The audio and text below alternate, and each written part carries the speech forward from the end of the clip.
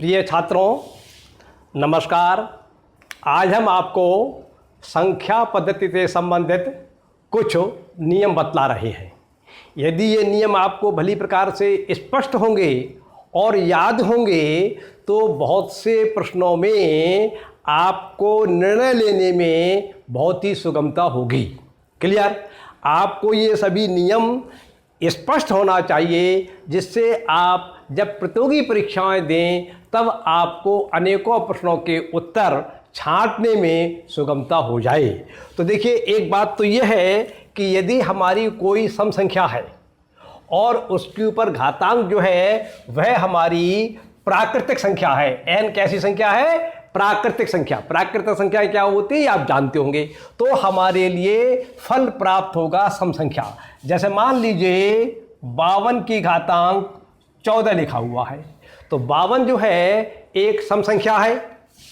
पहली ये शर्त पूरी हो गई। और n का मान यहाँ पर 14 है जो एक प्राकृतिक संख्या है। इसलिए इसका जो हल आएगा कैलकुलेशन करने के बाद जो संख्या प्राप्त होगी वह एक सम संख्या होगी। क्लियर? आप मान लीजिए 6374 लिखे हुए हैं और इसके ऊपर घातांक लगी हुई है 531। तो देखिए, ये जो संख्या है, ये यहाँ पर जो संख्या लिखी होती है वह आधार कहलाता है। आधार सम संख्या होना चाहिए। तो ये आपका आधार जो है सम संख्या है, 6374 सम संख्या है और घातांक जो है वह एक प्राकृतिक संख्या होना चाहिए। तो ये हमारी 531 जो है वह प्राकृतिक संख्या है। दोनों शर्तें पूरी हो गई तो फल क्या आएगा? सम संख्या। तो इसको हल करने की आवश्यकता नहीं है, बल्कि एक 6374 की 6374 से 531 बार गुणा करेंगे तो गुणनफल जो हमें प्राप्त होगा वह एक सम संख्या होगी। तो नियम क्या बना हमारा? नियम यह है कि यदि आधार हमारा सम संख्या है और उसके ऊपर घातांक जो है प्राकृतिक संख्या है, तो हमारे लिए फल जो प्राप्त होगा वह एक सम संख्या प्राप्त होगी। 38 की घातांक 111, 38 सम संख्या है, 111 प्राकृतिक संख्या है, इसलिए फल क्या प्राप्त होगा हमारे लिए? सम संख्या। आपको ये स्पष्ट कर लेना चाहिए। जो बात मैं नियम बतला रहा हूं इसको आप भली प्रकार से स्पष्ट कर लीजिए, जिससे आपको निर्णय लेने में आसानी हो जाए। तो ये पहला नियम हो गया। अब दूसरा नियम देखिए, यदि आधार हमारा विषम संख्या है और उसके ऊपर घातांक जो है वह प्राकृतिक संख्या है n, तो हमारे लिए जो फल प्राप्त होगा वह एक विषम संख्या प्राप्त होगी। उदाहरण के तौर पर मान लीजिए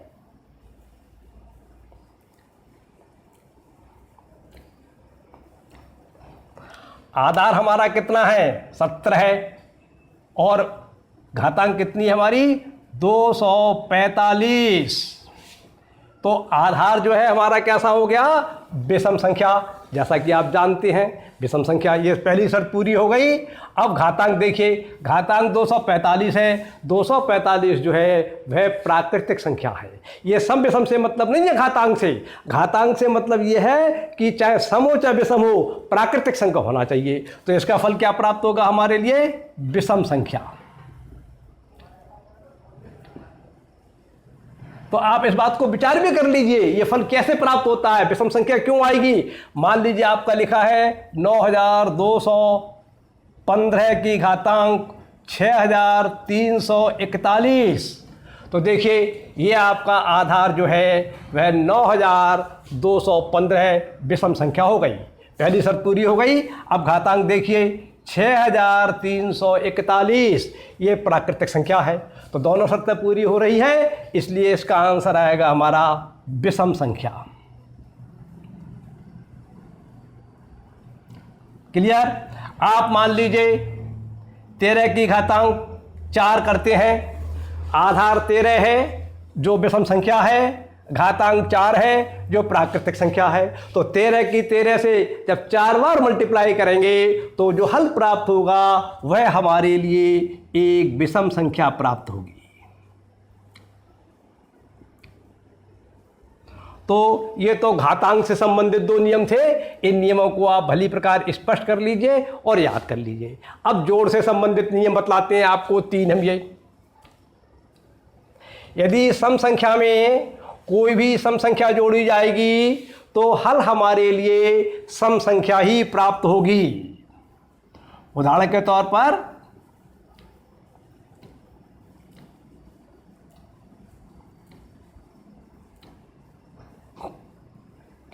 एक सम संख्या है आपकी 46 और एक सम संख्या है आपकी 18।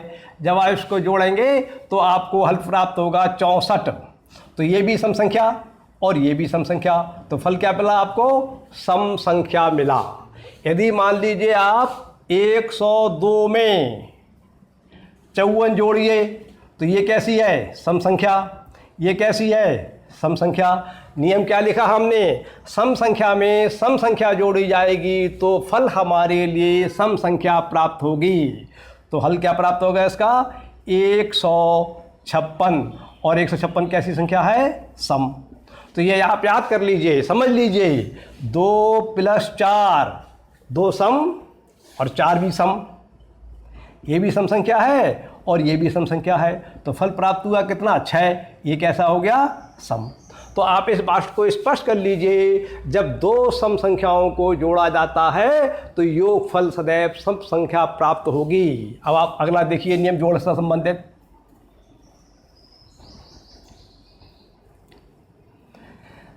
यदि किसी सम संख्या में विषम संख्या जोड़ी जाए तो हमारे लिए योगफल सदैव विषम संख्या प्राप्त होगा।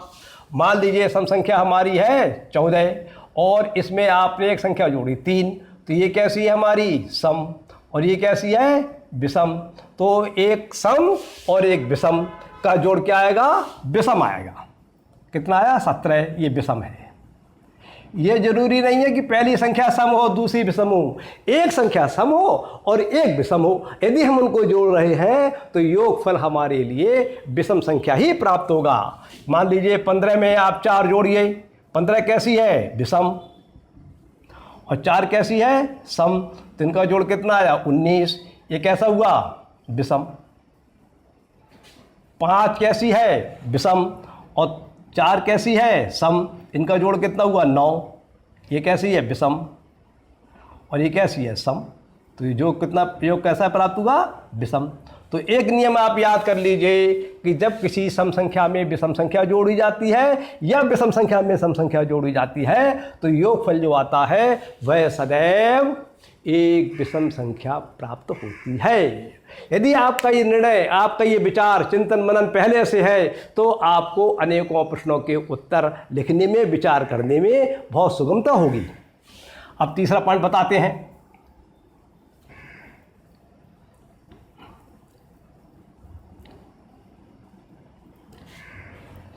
यदि मान लीजिए किसी विषम संख्या में एक विषम संख्या जोड़ी जाए तो योगफल जो है हमारे लिए सदैव सम संख्या प्राप्त होती है।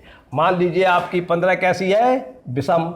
और मान लीजिए 13 कैसी है? विषम। ये भी विषम और ये भी विषम। इनको जोड़ेंगे तो फल कैसा प्राप्त होगा? 28। ये कैसा हो गया? सम। आप मान लीजिए 21 है और इसमें आप जोड़िए 7। 21 कैसी संख्या है? विषम। और ये कैसी है? विषम।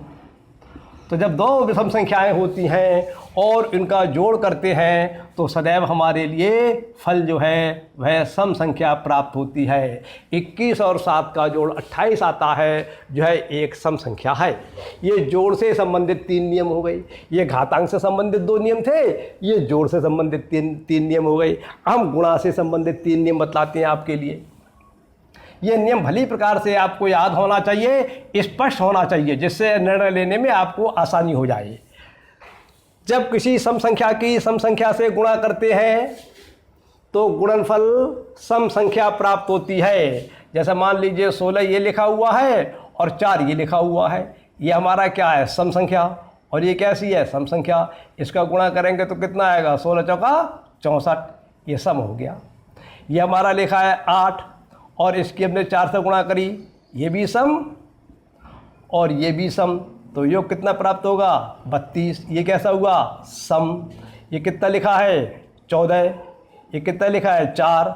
ये भी सम, ये भी सम। 14 चौका 56, 56 भी सम संख्या होती है। तो आप याद कर लीजिए, नियम समझ लीजिए, स्पष्ट कर लीजिए, विचार कीजिए कि जब 2 सम संख्याओं का गुणा किया जाएगा तो गुणनफल हमारे लिए सम संख्या प्राप्त होगी। अब अगला नियम देखिए आप।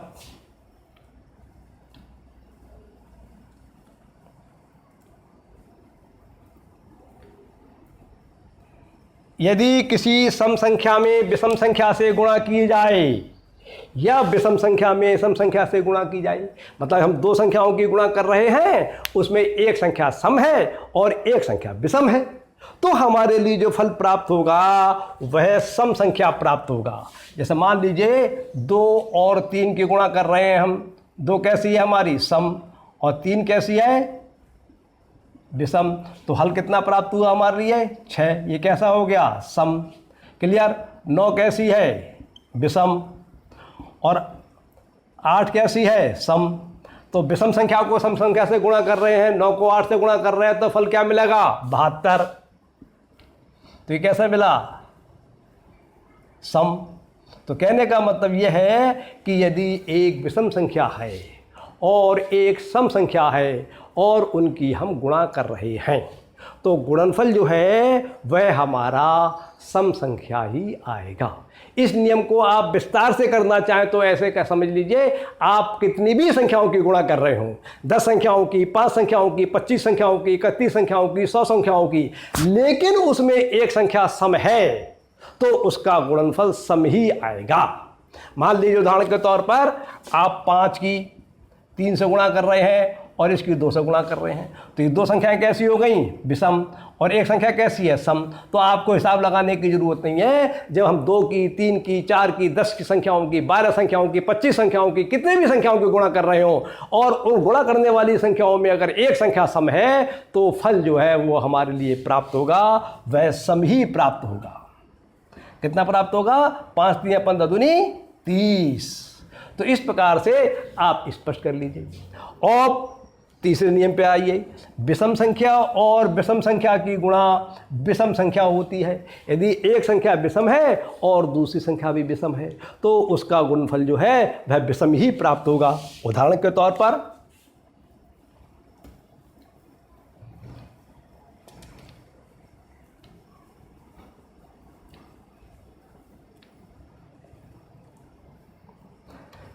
मान लीजिए 3 और 7 की गुणा कर रहे हैं। 3 विषम संख्या है और 7 भी विषम संख्या है, इसलिए फल हमारे लिए कैसा प्राप्त होगा? विषम। देखिए ये विषम और ये भी विषम, और जैसा कि आप जानते हैं 3 और 7 की गुणा करेंगे तो 21 प्राप्त होगा। ये कैसा है? विषम। मान लीजिए आप 13 की 5 से गुणा कर रहे हैं तो ये कैसी है? विषम। और ये कैसी है? विषम। और इसकी गुणा करेंगे कितना प्राप्त होगा? 65। तो ये कैसी आई? विषम। अगर मान लीजिए आप 9 की 7 से गुणा कर रहे हैं तो ये कैसी है? ये विषम। और ये कैसी है? विषम। तो आपको हल प्राप्त हुआ 63। ये कैसा हुआ?